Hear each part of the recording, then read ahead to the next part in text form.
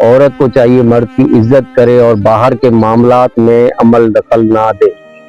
مرد باہر کو دیکھے، باہر کو مرد اچھا سمجھتا ہے، مرد بہتر سمجھتا ہے کہ باہر کیا کرنا ہے کیا نہیں کرنا۔ مرد کی حکمرانی باہر ہونی چاہیے، گھر میں عورت کی حکمرانی ہونی چاہیے۔ اس سے عورت سیکیور فیل کرتی ہے، عورت ذمہ داری محسوس کرتی ہے، عورت جو ہے نا کو یہ لگتا ہے کہ میں کہیں سے قید نہیں ہوں، وہ آزاد فیل کرتی ہے، جس سے آپ کے گھر آباد ہوتے ہیں۔ تو کوشش کریں کہ عورت کو عزت دیں، ٹھیک ہے؟